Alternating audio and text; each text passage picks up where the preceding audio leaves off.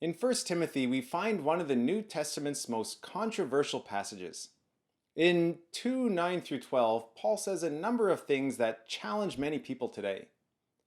Women should adorn themselves in respectable apparel, with modesty and self control, not with braided hair and gold or pearls or costly attire, but with what is proper for women who profess godliness, with good works. Let a woman learn quietly with all submissiveness. I do not permit a woman to teach or to exercise authority over a man. Rather, she is to remain quiet.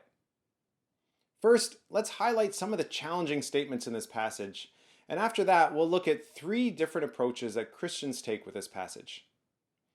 Verse 9 through 10 talk about how a woman should dress. Verse 11 says that a woman should learn quietly with all submissiveness. And verse 12 says that no woman should teach or have authority over a man. Before we go any further, let's keep in mind that many Christians are trying to do their best with an honest interpretation of this passage, and yet have landed in different places of understanding. However, as Christians, we're called to still be loving and in unity with one another, even though we may not all share the same understanding of a passage like this. The first approach doesn't need much of an explanation, as it is the strictly literal approach. It views each of these instructions as timeless instructions for all Christians of all times. This approach understands that Paul is giving instructions for the orderly conduct of the church as God intended, and therefore must be followed exactly as they are written here. The next approach sees some of these instructions through a historical lens, which results in a less strict application of these instructions for today. Regarding verses 9 to 10, they point to certain depictions from ancient times where women had their hair braided and interlined with precious jewels and gold, and it says that is what Paul is addressing here. Paul's essentially saying that women should not rely on or conform to the shallow tricks that the world around them uses to draw attention. Instead, they should focus on their quality of character as a reflection of Christ. They see the same principles applying equally to men as to women.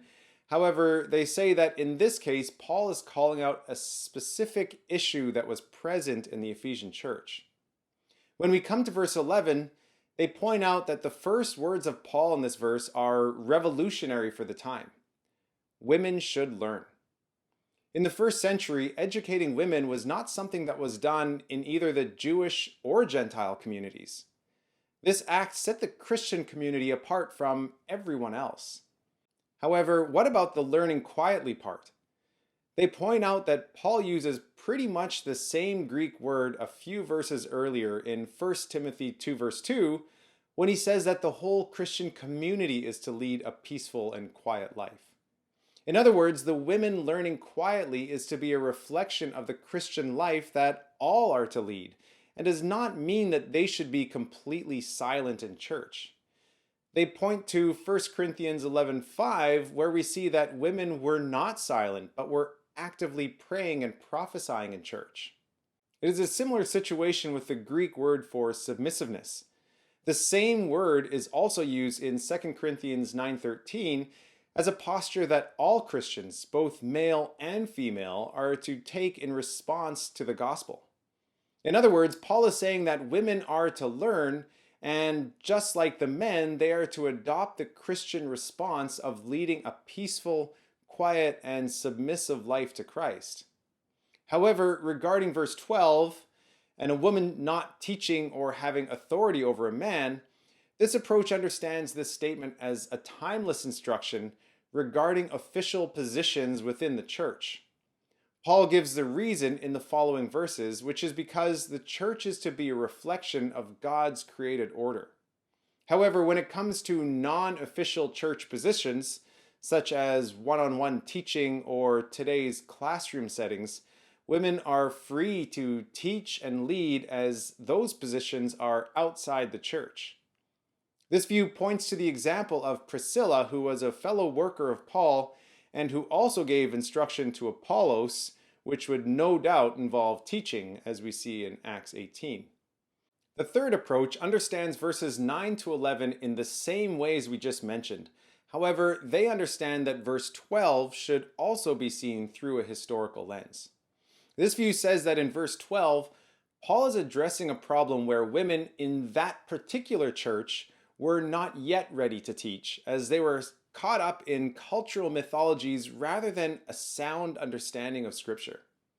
The specific mythology in this case was prevalent in Ephesus. It taught that Eve, as the earth mother goddess, was the creator and originator of man. Those who hold this view point to the Greek word translated as authority that Paul uses to help understand the situation. They point out that this Greek word is also used in extra biblical literature from the time, describing sex reversal and female dominance. Essentially, what Paul is saying is that he permits no woman in the Ephesian church to teach at this time, and they are not to proclaim that they are the originator of man, as that goes against the creation account that we find in Genesis. Now, this is not an easy passage, and our interpretation of it can have large implications.